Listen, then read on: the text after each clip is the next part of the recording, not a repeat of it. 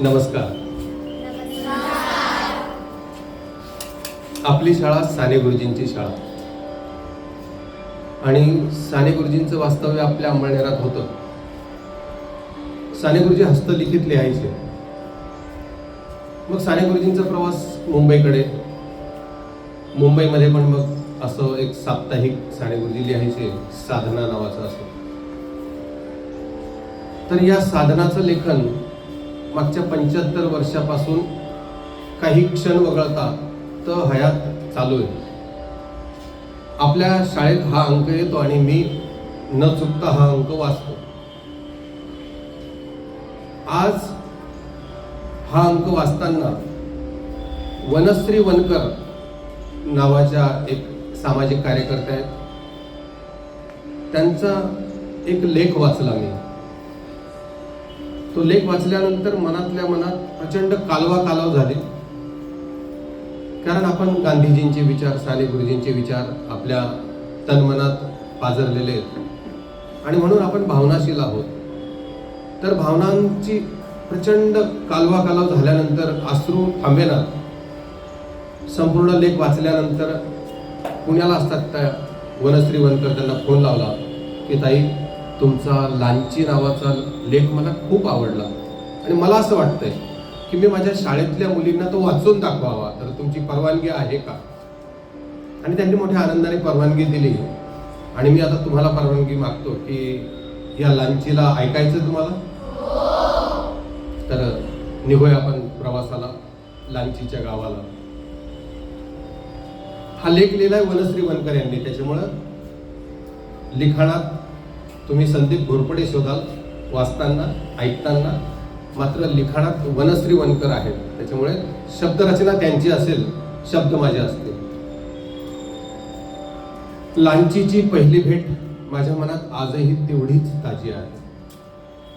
नोकरीवर रुजू झाल्याच्या सुरुवातीच्या काळातच मी त्याला पहिल्यांदा बघितलं. जानेवारीच्या थंडीचे दिवस होते आणि आमच्या भागात थंडी म्हणजे सकाळी 9च्या आधी घराबाहेर पडायची पंचायत आणि निघायचं असेलच तर स्वेटर, कानटोपी, हातमोजे याशिवाय गत्यंतर नाही. आणि अशा थंडीत घरात कुणीही रोकटोक करायला नसताना स्वतः उठून ऑफिसला जाणं असा गुन्हा केवळ पोटा पाण्याचा प्रश्नच करून घेऊ शकतो. अशाच एका सकाळी मी ऑफिसात जायला निघाली आणि मध्येच ड्रायव्हरने रस्त्यात कचकन ब्रेक दाबला. आम्ही सगळे आपापल्या जागेवरून समोर फेकले गेलो. सगळे ड्रायव्हरवर ओरडू लागले आणि समोर बघतो तर एक साधारण 35शीतली वेडसर बाई गाडी समोर येऊन थबकली होती. विस्कटलेले केस, मळून काळा झालेला पण पाळीच्या रक्ताने माखलेला आकाशी रंगाचा गाऊन घालून उजव्या काखेत चादर घेऊन ती अनवाणी पायाने रस्त्यावर बेधुंद चालत होती. पायाला अनेक जखमा, शरीरावर अनेक खांडकं होती आणि डाव्या खांद्याहून गाऊन फाटून उन्हानं चमकणारी तिची काळी त्वचा कापडाबाहेर पडली होती. दातांच्या फटीत खर्रा म्हणजे सुपारी सदृश्य एक व्यसन करतात लोक. दातांच्या फटीत खर्रा बसून जबडा लाल झाला होता. तिच्याकडे बघून तिने शेवटची आंघोळ कधी केली असेल याचा अंदाज लावणंही कठीण होतं. एवढ्या थंडीतही तिने अंगावर स्वेटर, शाल किंवा काहीच घेतलं नव्हतं. ती अशी अचानक गाडी समोर आडवी आल्याने ड्रायव्हर चिडला होता. तीही घाबरली. त्याने तिला रागवण्यासाठी तोंड गाडीच्या खिडकीतून बाहेर काढलं. ए भोकणे, मरती का? होय बाजूले. बहीणची तिकडची भाषा. तो तिच्यावर फार संतापला, पण ती त्यावर मिश्किल हसली. ती कडेला सरकली आणि गाडी ऑफिसच्या दिशेने चालू लागली. 2 दिवसांना पुन्हा दौऱ्यावर जाताना गाडी एकदम थांबली. पुढे बघतो तर रस्त्यावरती आडवी झोपलेली. 4 चाकी असल्याने आणि गाडी कमी वेगात असल्याने ड्रायव्हरनं परिस्थिती सांभाळून घेतली. पण सुसाट येणाऱ्या मालवाहू ट्रकमुळे काय झालं असतं याचा विचार मला आला आणि मला धास्तीच बसली. तिथून तिला रागवून आम्ही बाजूला केलं. ड्रायव्हरने पुढे सांगितलं की ही मागल्या 7-8 वर्षापासून अशीच रस्त्याला फिरते. कधी कधी सलग 20-30 किलोमीटर चालत जाते. भूक लागली तर काही बाई मागून खाते. लोक मनात येईल तसं तिच्याशी बोलतात, पण ती माझ्यासोबत बोलते याचं समाधान होतं. कधी 10 रुपयांसाठी तिला नाचायला लावतात, कधी काही खायला देतो या आमिषानं काहीही बोलायला सांगतात, कधी तिला एवढं छळतात की ती शिव्या द्यायला लागते आणि मग हेच लोक तिला वेडी म्हणून हाकलून देतात. हे ऐकून मन बधीर झालं. ती सतत डोळ्यापुढे येत होती. न राहून मी पुन्हा तिला शोधायचं ठरवलं. परत त्याच जागी गेली तर यश मिळालं नाही. मग माझ्यासोबत काम करणाऱ्या सर्व स्त्रियांना तिचा शोध घ्यायला सांगितलं आणि ती आमच्याच गटातल्या प्रियाताईच्या गावातली निघाली. कोण? लांची. त्यातून काही तुटक माहिती समोर आली. ती मागल्या 7-8 वर्षापासून वेडी झाली. लहानपणी बरी होती, लग्न झाल्यावरच काहीतरी झालं आणि तिचं मानसिक संतुलन बिघडलं असं कळलं. शेवटी मी प्रियाताईंना तिच्या घरची माहिती काढायला सांगितलं. एके दिवशी दुपारी ऑफिसला असताना प्रियाताईंचा कॉल आला. मला म्हणाल्या, ताई ते पागलबाई नाही का, तिचे आई घरी आहे, येता का भेटले? मी पुढच्या क्षणाला ड्रायव्हर दादांना गाडी काढायला सांगितलं आणि आम्ही तिच्या घरी पोहोचलो. मोडकळीस आलेली झोपडी, घरात लाईट नाही, राजकीय पक्षांच्या जाहिरातींच्या बॅनरने झाकलेलं छत, एका कोपऱ्यात चूल, मळकी भांडी, एकंदरीत घरात 18 विश्व दारिद्र्य. 70 पार केलेली, कमरेतून वाकलेली म्हातारी झोपडीच्या दारात बसून होती. प्रियाताई तिच्याजवळ गेल्या आणि म्हणाल्या, तू पोरगी आहे ना पागल, रस्त्यावर हिंडते ठेवाली? ती म्हातारी आजी हात जोडून आमच्याकडे बघत उभी राहिली, जरा घाबरतच म्हणाली, होईजी काऊन, काय झालं? हे मॅडम मले भेटले आल्या पाय. प्रियाताई म्हणाल्या, काहीतरी झालं या भीतीने त्या आजी घाबरून गेल्या होत्या. काही झालं काजी मॅडम माया लांचीले? असं त्या घाबरतच विचारू लागल्या. मी त्यांना आधी धीर दिला.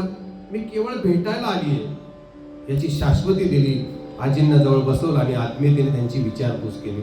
थोडा विश्वास वाटल्यावर लांचीच्या आईने आम्हाला सर्व हकीकत सांगितली. तिचं खरं नाव सुवर्णा. घरी सगळे तिला लाडानं लांची म्हणत. लांची म्हणजे लहानशी. घरात सर्व भावंडांमध्ये सगळ्यात लहान असल्यानं तिचं नाव लांची पडलं. 2 मोठे भाऊ, 1 मोठी बहीण, पण घरची परिस्थिती फारच जेमतेम. वडील फार रागीट आणि व्यसनी. मोठ्या भावाने लग्न करून दुसऱ्याच गावी स्वतःचा संसार थाटला होता. मोठ्या बहिणीचं लग्न झालं होतं. सर्वात लहान भाऊही कालांतर. शाळेत हसत खेळत राहणारी सुवर्णा गावापासून 15 किलोमीटर लांब असलेल्या दुसऱ्या गावी लग्न करून नांदायला गेली. काही महिन्यातच तिला दिवस गेले. बाळंतपणी तिला ज्या काळजीची आणि औषधांची गरज होती ते न मिळाल्यामुळे बाळंतपणानंतर ती फारच दुबळी झाली. त्यात तिची मानसिक स्थिती आणखीनच ढासळू लागली. नवऱ्यानेही इलाज न करता तिला माहेरी आधीच पिढ्यानपिढ्यांचं दारिद्र्य होतं. बापाने तिच्या आरोग्याकडे दुर्लक्ष केलं. नवऱ्यानेही गृहीत धरलं की ही कधीच बरी होणार नाही आणि म्हणून त्यानं तानं मूल दुसऱ्याच कोणाला तरी दत्तक दिलं आणि ह्याला लांचीला आणखीनच जबर धक्का बसला आणि तिचं होतं नव्हतं ते भानही हरवून गेलं. इकडे बापानं तिला नशिबावर लागलेलं ओझं म्हणून मारायला सुरुवात केली. पर्यायी ती मार खाण्यापासून वाचण्यासाठी घरून पळून जाऊ लागली. वेडेपणातच तिनं रस्त्यावर फिरणं सुरू केलं. ती रोज तिच्या नवऱ्याच्या गावी पायी चालत जाईल 15 किलोमीटर आणि तिथे जाऊन घरासमोर बसून राहील. तिथून कोणी हाकललं तर परत पुन्हा माहेरच्या गावी पायी चालत येईल. ती दिवसभर केवळ या रस्त्यांवरच फिरत राहील. माहेर आणि सासर हे सतत 7-8 वर्ष सुरू होतं. कधी कधी दमल्यावरती भर रस्त्यात आडवी झोपे. मिळेल ते खाई. ती स्त्री आणि वरून वेडसर. त्यामुळे लैंगिक शोषणाची संधी नराधमांना सहज मिळत असे असं गावकऱ्यांकडून ऐकलं होतं. एकंदरीत सर्व प्रकारामुळे ती आता फार आक्रमक झाली होती. तिनं शिव्या देणं, दगड मारणं, हिंसक होणं सर्रास सुरू केलं होतं. तिच्याशी कोणी बोलायला गेलं की ती अंगावर यायची. तिचा इतका छळ झाला होता की ती मारकुंडी आणि हिंसक अशी तिची ओळख व्हायला लागली होती. आम्ही लांचीच्या आईची समजूत काढली, त्यांना धीर दिला. आपण तिच्यासाठी काहीतरी करूया असं आश्वासन दिलं. पण सगळ्यात मोठा प्रश्न होता लांचीला गाठणं, कारण ती सतत फिरत असायची. ओळखीच्याच लोकांना ती मारत होती, तर माझ्यासारख्या अनोळखी व्यक्तीला तर तिने जवळही भटकू दिलं नसतं. तरीही एकदा प्रयत्न करून बघायचं मी ठरवलं. त्या गावातल्या सरपंच ताई, लांचीची आई आणि मी, आम्ही तिघीही तिला भेटायला निघालो. कोणीतरी फोनवर कळवलं होतं की ती गावाच्या दत्त मंदिराकडे जाताना दिसलीये. म्हणून आम्ही मंदिराकडे गेलो तर ती कुठून तरी धावत येत होती. तिची आई दिसल्याने ती थांबली. वेडसर बघा, वेडसर म्हणतात, पण आई दिसल्यावर थांबली. ती काय करून राहिली व जाणं घरी? कोणाला म्हणाली ती? आईला. असं म्हणून स्वतःच आईला दमटायला लागली. रागवायला कोणी पाहिजे होतं? आईने तिला, तर ती आईला रागवते. लांचीच्या आवाजानं, हसण्यानं गावातली लहान पोरं मंदिरात गर्दी करू लागली होती. मला तिच्याशी बोलायचं होतं, पण गावातल्या पोरांनी इतका दंगा केला की ती घाबरून पळून गेली आणि तिच्याशी बोलण्याचे आमचे प्रयत्न संपले. मागल्या प्रसंगावरून हे लक्षात आलं होतं की लांची जवळ जाणं आपल्याला इतक्या सहजासहजी शक्य नाही. त्यामुळे जरा वेळ घेणारी पण यश मिळेल अशी योजना मी आखली. त्यानंतर पुढील 6 महिने ती जिथे दिसेल तिथे मी गाडी थांबवायची. गाडीची काच खाली करून तिला 10-20 रुपये द्यायचे. ते देताना कधी जेवली का, काही खाल्लं का, असे प्रश्न मी विचारायचे. त्यामुळे ही गाडी थांबली की ह्यातली बाई आपल्याला पैसे देते हे तिला समजू लागलं. आता ती गाडी दिसली की स्वतःच जवळ येऊ लागली, काही काही सांगू लागली. तिच्या सांगण्याला तारतम्य नसेल, वेडीच ना ती, पण ती माझ्या सोबत बोलते याचं मला समाधान होतं. एक दिवस व्हिजिटवर असताना लांची गाडी जवळ आली आणि मला म्हणाली, कुठे चालली व? मी म्हटलं शाळेत. त्यावर तिने विचारलं, शिकवता का तू? मी म्हटलं हो. पुढे ती म्हणाली, लग्न नाही झालं का व तुझं? नाही ना, कशाला करा लागते लग्न, डोक्याला ताप राहते, आगाऊ आहे का नाही? मी म्हणाले. त्यावर ती लगेच उत्तरली, ताप नाही तर काय तर आगाऊ, जीवाले तरासच आहे लग्न म्हणजे. असं बोलताना गोंधळली, एक क्षण शांत राहिली, हक्काने मला म्हणाली, मी का म्हणते, एखादं सुटर म्हणजे काय, एखादं सुटर देतो ना आणून, लगेच थंडी आहे. तिनं माझ्याशी स्वतःहून काहीतरी बोलावं यासाठी मी किती महिने घातले होते? 6 महिने. उशिरा का होईना ते साध्य होऊ लागलं होतं. दुसऱ्या दिवशी मी जाताना स्वेटर घेऊन गेली. मुद्दाम माझ्या काही बायांना सोबत घेतलं. स्वेटर घेतलं, मुद्दाम काही बायांना सोबत घेतलं, जेणेकरून त्यांच्याशी तिची ओळख व्हावी. माझ्या बाया वेगवेगळ्या गावांमध्ये राहायच्या, म्हणजे ह्या समाजसेविका होत्या आणि त्या वेगवेगळ्या गावांसेविका.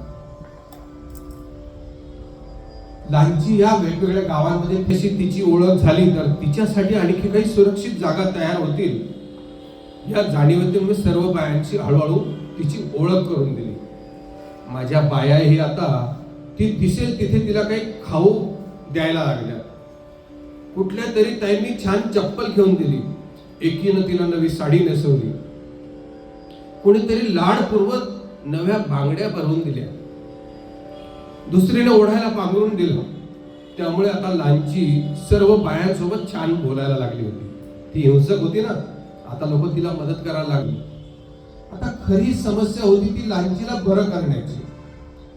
तिचा भाऊ विवेक हाही मनोरुग्णच होता. आजारपण अनुवंशिक असल्याची शक्यताही नाकारता येत नव्हती.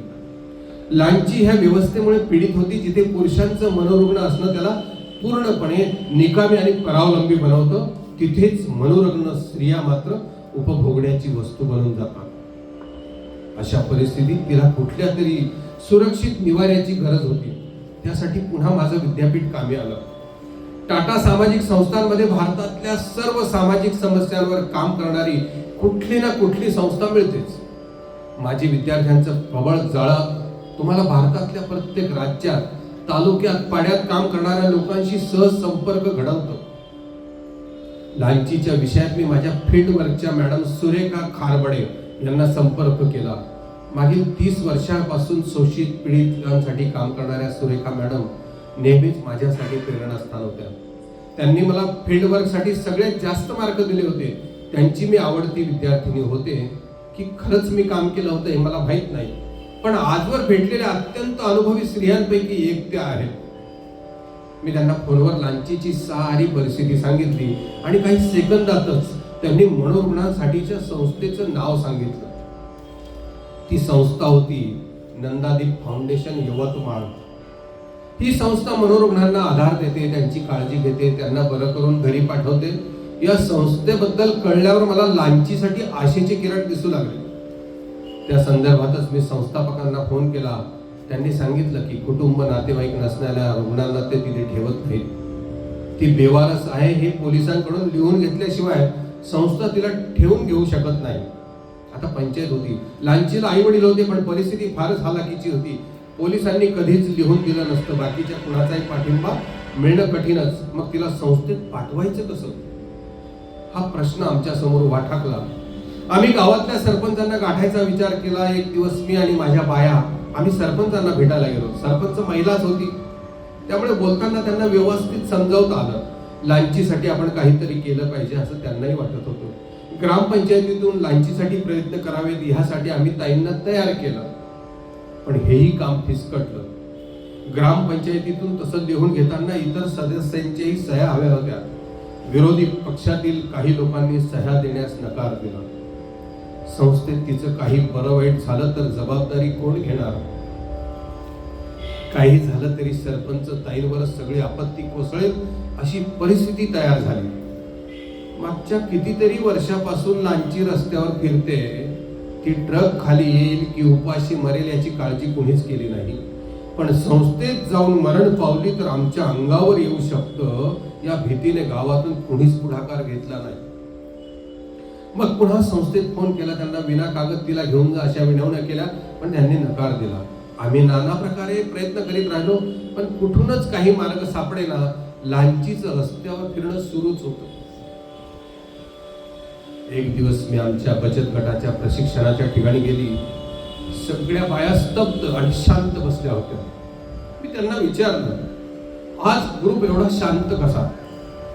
त्यावर गटाच्या अध्यक्ष भावनाताई उत्तरल्या, ताई, लांची गेली. एकदम मनात पोटात कोळा आला. मी बर्फ जमा झाल्यासारखी एका जागी गोठून गेली. पुढे सांगू लागल्या, ऍक्सिडेंट झाला म्हणते. सकाळी 10:30 वाजता एका ट्रकनं चिरडलं तिले. रस्त्यावर झोपली असं. ते मी शांत झाले. स्वतःला दोष देऊ लागले. म्हटलं थोडे आणखी प्रयत्न केले असते तर लागू शकले असते. त्या दिवशी लांचीची प्रत्येक गोष्ट आठवत राहिली. तिच्या गावातही तिच्या आईनं हंबरडा फोडला होता. हलगर्जीपणामुळे काहीतरी खूप गमावलंय असं वाटायला लागलं. त्या दिवशी काहीच काम केलं नाही. ऑफिसमध्ये परत जाऊन एका जागी बसून राहिली. तेवढ्यात गावातून सुदर्शनचा कॉल आला. मॅडम, लांची गावात आली. ती जिवंत आहे. ती जी मेली ती दुसऱ्या गावची बाई. हे ऐकून जीवात जीव आला. या बातमीने आम्ही सगळे आनंदून गेलो. कोणीतरी दुसरी बाई गेल्याचं वाईट वाटलंच, पण आपली लांची जिवंत आणि आता लगेच तिच्यासाठी काहीतरी केलं पाहिजे ही भावना प्रबळ झाली. मला लांचीला संस्थेत पाठवायचं होतं, पण त्यासोबत ही काळजी घ्यायची होती की या प्रकारामुळे कंपनीवर कुठलाही आळ येऊ नये. दुसऱ्या दिवशी सकाळी आधी पोलीस स्टेशन गाठलं. तिथं जाताना माझ्या 2-3 बायांना मी सोबत घेऊन गेली, कारण पोलीस स्टेशन, कोर्ट कचेऱ्या ह्याबद्दल बायांच्या मनात खूप धाक असतो. मी कंपनीचे अधिकारी आहे हे कळल्यावर त्यांनी मला बसवून घेतलं. माझ्या बायांनाही बसायला खुर्च्या दिल्या. मी लांचीबद्दल बोलायला सुरुवात केली. ते सगळेच तिला ओळखत होते. थोड्या वेळाने PSI जाधव साहेबांनी बोलवून घेतलं आणि मी टाटा सामाजिक संस्थांची विद्यार्थिनी आहे कळल्यावर त्यांनी आणखी जाणीवपूर्वकरित्या चर्चेत सहभाग घेतला. त्यांना मी सगळी परिस्थिती समजावून सांगितली. काल झालेल्या त्या बेडसरबाईच्या अपघाती मृत्यूनंतर त्यांना परिस्थितीचं गांभीर्य लक्षात आलं. त्यांनी आम्हाला मदत करण्याचं आश्वासन दिलं, पण त्याची एक अट होती, तिच्या कुटुंबातील एका व्यक्तीकडून ना हरकत पत्र लिहून आणायचं. पोलीस स्टेशन मधून निघून माझ्या बायांपैकी संध्याताई व प्रियाताई दोघी जणी लांचीच्या घरी गेल्या. दारात त्या दोघींना बघितल्याबरोबर लांचीचा म्हातारा बाप चिडला. तीच तिच्या आयुष्यातील सर्व शोकांतिकेला कारणीभूत आहे असं त्याला वाटत होतं. त्यामुळे मदत मागायला गेलेल्या प्रियाताई आणि संध्याताईलाही त्याने शिव्या घालून दारातूनच परत पाठवलं. आता आमची पुन्हा फजिती झाली. ग्रामपंचायत आणि कुटुंब दोन्ही ठिकाणावर अपयश हाती आलं होतं. पण दिवाळीला लांचीची मोठी बहीण माहेरी आली. माझ्या बायांनी तिला एका ठिकाणी गाठलं, सगळी परिस्थिती समजावून सांगितली आणि त्या संस्थेत भेट द्यायलाही तयार केलं. पुढच्या दिवशी माझ्या बाया आणि लांचीची बहीण नंदादीप फाउंडेशनला गेल्या आणि संस्था बघून आल्या. तिथे स्त्रियांना सुरक्षित राहता येतं, औषधं मिळतात, जेवण व्यवस्थित मिळतं, डॉक्टर येतात, आरोग्याची काळजी घेतली जाते, अशा सगळ्या सोयी दिसल्यामुळे तिची बहीण समाधानी झाली. तिने लांचीला तिथे पाठवण्यासाठी सहमती दर्शवली.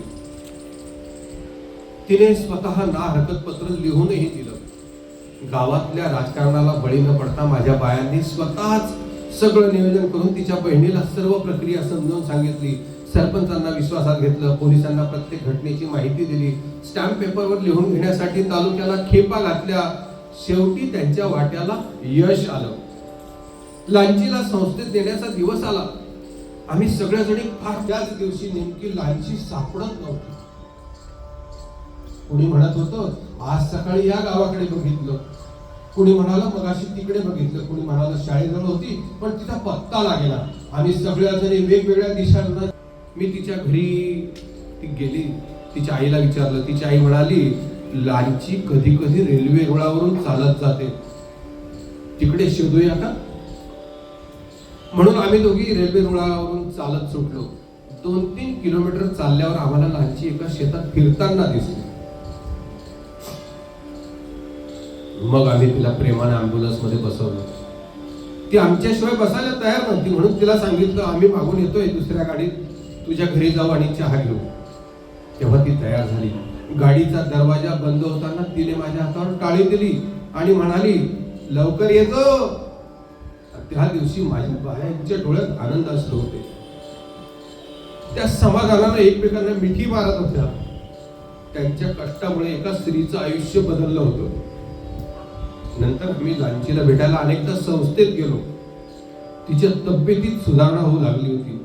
औषधांमुळे तिचे गाल वर आले होते. ती छान जेवण करू लागली होती. तिच्या वागण्यातही बदल झाला होता. आमची लांची तिथे रमायला लागली होती. आम्ही गेलो की ती आमच्यासोबत परत येण्याची कुरकुर करायची, पण ते तेवढ्यापुरतच. साधारण 3-4 महिन्यानंतर लांचीची बहीण तिला भेटायला त्या संस्थेत गेली. तिथे नेमकं काय झालं कळलं नाही, पण ती लांचीला संस्थेतून परत घेऊन गेली.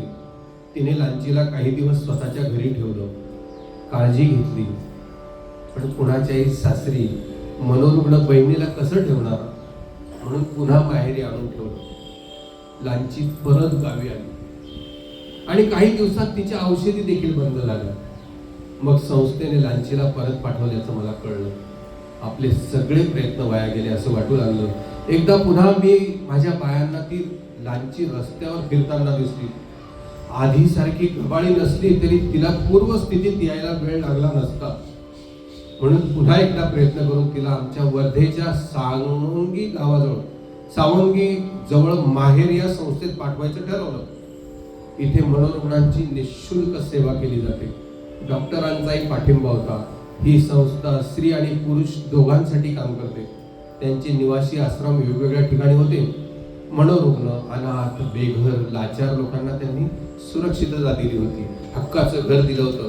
मी लांचीसाठी त्यांना फोन केला आणि सत्य परिस्थिती सांगितली. पुढच्याच क्षणाला त्यांनी लांचीला संस्थेत दाखल करून घेण्यासाठी होकार दिला. मग वेळ न दवडता माझ्या बाया तिला संस्थेत सोडायला गेल्या. तिला नव्या साड्या, ब्लँकेट, उशी, रोज लागणारं सगळं साहित्य दिलं. मध्ये मी माझ्या आईसोबत तिला भेटायला गेली.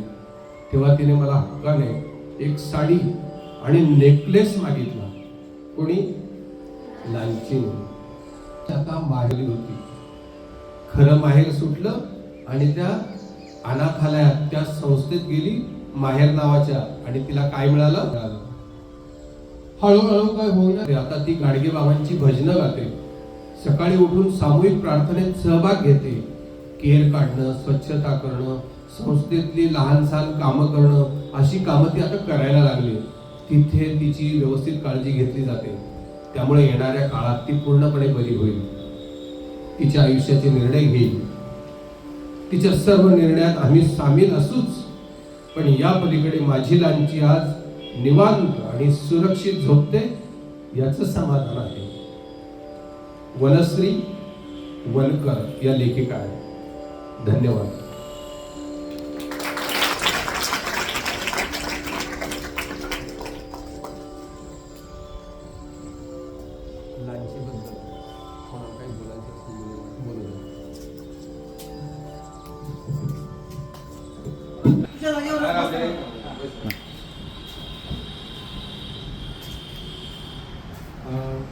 लांचीबद्दल आपण ऐकलं आणि ते आपण मी काही मुलींना रडताना पण बघितलं आणि तुम्ही अगदी मनपूर्वक ते ऐकलं आणि म्हणून तुमच्यापैकी जर कोणाला लांचीबद्दल ठिकाणी 2 शब्द बोलायचे असतील तर आपण या ठिकाणी येऊ.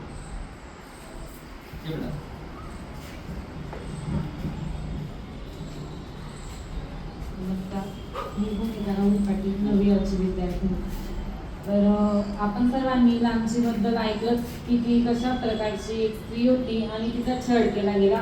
त्यानंतर तिला असा दिवस आला की तिला स्वतःचं भान नव्हतं की ती कुठे वागत होती, कुठे जगत होती.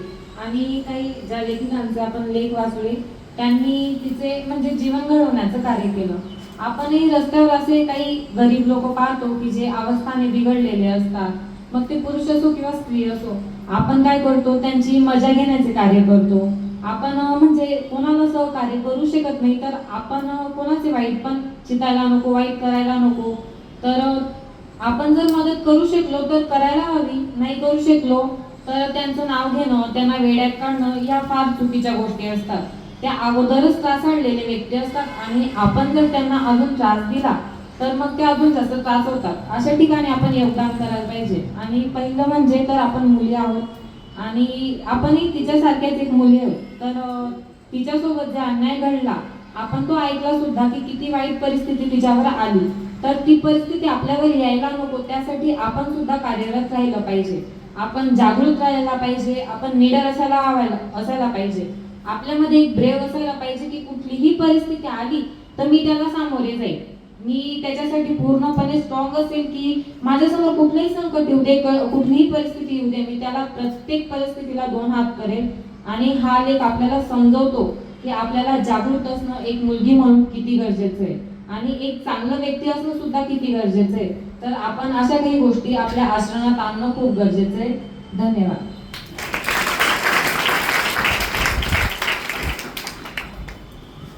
सरांचं माझं बोलणं झालं. सरांनी मला सांगितलं एक 15 ते 20 मिनिटासाठी तुम्हाला शाळेत यायचं आहे आणि काहीतरी मला ऐकवायचं आहे.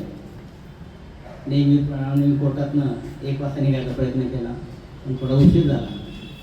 तुमचा कार्यक्रम सुरू झालेला होता. मी मुद्दाम खुर्ची घेतली आणि समोर बसलो. मला सुरुवातीचा विषय माहीत नाही, परंतु जे काही शेवटचे 10 मिनिटात जे काही कानावर पडलं ते असंच होतं की तिच्यावर जो काही प्रसंग ओढवला त्यामुळे तिची मानसिक संतुलन तिचं बिघडलं आणि असे भरपूर मनोरुग्ण आणि काही परिस्थितींमुळे नाचार झालेली मंडळी आपण रोडावर फिरताना पाहतो.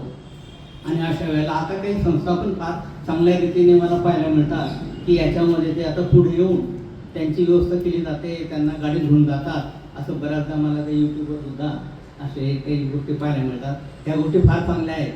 फक्त एकच पाहायला मिळतं, मी जे सांगितलं आता की सगळ्यात महत्त्वाचं की ज्याच्यावरही असा काही प्रसंग आलेला असतो, एक तर त्याच्या घरचे अनभिज्ञ असतात किंवा त्यांच्याकडे कोणीही त्याची देखरेख करण्यासाठी कोणी उपलब्ध नसतं किंवा त्याच्यासाठी खर्च करायला सुद्धा कोणी पुढे येत नाही. असे जे मनोरुग्ण असतात त्यांच्यावर जर वेळेवर इलाज झाला तर कदाचित ते पूर्वपदावर येऊ शकतात. आणि म्हणून बऱ्याच ठिकाणी त्यांचं असं कोणी वाली नसल्याने आपलं जे चित्र पाहायला मिळतं ते काही त्याने वेडं म्हणून दगडं मारतात. त्यांची पुन्हा मानसिक परिस्थिती आणखी बिघडत जाते. आणि म्हणून ज्यांना हा जो काही सरांनी आता लेख तुम्हाला जो वाचून दाखवलेला आहे यातून आपण काय बोध घेतला, तर तिच्यावर जो काही प्रसंग ओढवलेला आहे त्यासाठी त्या लोकांनी केलेली तळमळ आणि तिच्यासाठी जे करता येईल ते केल्याचं त्यांनी केलेला प्रयत्न आणि त्यामुळे ती पुन्हा पूर्वपदावरती आलेली आहे. जे जे समाजामध्ये मनाच्या विरुद्ध घडताना आपल्याला पाहायला मिळतं, जे आपल्याला योग्य वाटत नाही, जिथे आपल्याकडनं कुणाला मदत करता येणं शक्य असेल तर ती जरूर केली पाहिजे. आणि असे जे प्रसंग असतात असे प्रसंग कुणावरही उद्भवू शकतात आणि म्हणून तिने एक सुंदर संदेश दिला की कधी असे हे प्रसंग आले तर तुम्ही खचून जायचं नाही, त्याला आपण धैर्याने त्याला तोंड दिलं पाहिजे. आणि म्हणून मला फक्त सरांचा उद्देश, कदाचित मला हा लेख अर्धवट माहीत आहे तरी सुद्धा मला ते जाणवलं, म्हणून मी असं म्हणतो हे फक्त आणि फक्त घोरपडे सरच त्यांच्या तोंडून ह्या गोष्टी ऐकायला मिळतात आणि आपल्या विद्यार्थ्यांना ते सोबत घेतात. सगळ्यात महत्त्वाचं चांगला संदेश कसा देता येईल याच्यासाठी त्यांचा एक आटोकाट प्रयत्न असतो. याची हे काही कोणताही उपक्रम नाही, हा एक सामाजिक बांधिलकीचं भान ठेवून हा एक उपक्रम आहे की जो तुमच्यापर्यंत पोहोचवायचा प्रयत्न केलेला आहे. कारण हे सगळे संस्कारांचे भाग आहे. हा संस्कार जर तुमच्यावर चांगले झाले तसं आपल्यावर आईवडील संस्कार करतात, शिक्षक संस्कार करतात, त्याप्रमाणे हा सुद्धा एक त्याच्यातला एक भाग आहे. असं म्हणून आपल्याला जे समाजामध्ये जे चांगलं घेता येईल ते घेतलं पाहिजे. आपल्याकडनं जे शक्य असेल तेवढी मदत आपण दुसऱ्याला केली पाहिजे ज्यांना खरोखर त्याची गरज आहे. मला वाटतं की आता जो काही विषय ऐकून मला एवढंच मला सांगता येईल. मी थांबतो इथे. मैत्रिणींनो, नानासाहेबांनी सांगितलं सरांचा उद्देश काय होता. माझा उद्देश एकच होता, आजकालचं जग अतिशय वेगवान झालंय, भावना बोथट व्हायला लागल्या, तर मला वाटतं तुमची भावनिक वाढ व्हावी, तुमच्या भावना सजग असाव्यात यासाठी हा लेख ऐकवला. नंबर 2, वनश्री वनकर जे काम करतायत हे काम ज्या लोकांसाठी करतायत त्या लोकांनाच जाणीव नाही. म्हणजे लांचीच्या गावातल्या सगळ्यांना माहिती ती वेडसर आहे, पण तरी सगळे तिचं छळ करतात, त्रास देतात, पण तिला त्या प्रक्रियेतून बाहेर काढत नाही. तिचा सख्खा बाप देखील नाही, तिचा नवरा देखील नाही, गावकरी नाही. वनश्री वनकर यांच्यामुळे समाजसेवेत काम करणाऱ्या काही बाया बघा, कोणी बांगड्या देत आहे, कोणी लुगडं देत आहे, कोणी खायला देत आहे. म्हणजे काही लोकांमध्ये ती भावना जागृत झाली किंवा वनश्री वनकर तिथे गेल्या तेव्हा. मला वाटतं अशी भावना तुमच्यात निर्माण व्हावी, तुम्ही देखील हळव्या व्हाव्यात. मला वाटतं गांधीजी, साने गुरुजी तुम्हाला आम्हाला हेच शिकवतात. आणि आजकाल कुटुंबामध्ये असे संस्कार होत नाही, वेळ नाही कुटुंबाजवळ. आणि म्हणून मला वाटलं की इतका चांगला लेख आपल्या शाळेत नियमित येणारं साधना मासिक तुमच्यापर्यंत पोहोचलं पाहिजे, यासाठी हा लेख मी तुमच्या सगळ्यांच्या उपस्थितीत वाचला. तुम्ही तन्मयतेने तो ऐकला नव्हे, शब्द तुमच्या हृदयापर्यंत पोहोचले. अनेकांच्या डोळ्यातून अश्रुधारा बाहेर आल्या. प्रत्येकाचा चेहरा मी वाचत होतो, प्रत्येकाला लांची आपली वाटत होती. बस ही आपलेपणाची भावना निर्माण व्हावी यासाठीच या लेखाचं मी वाचन केलं. धन्यवाद.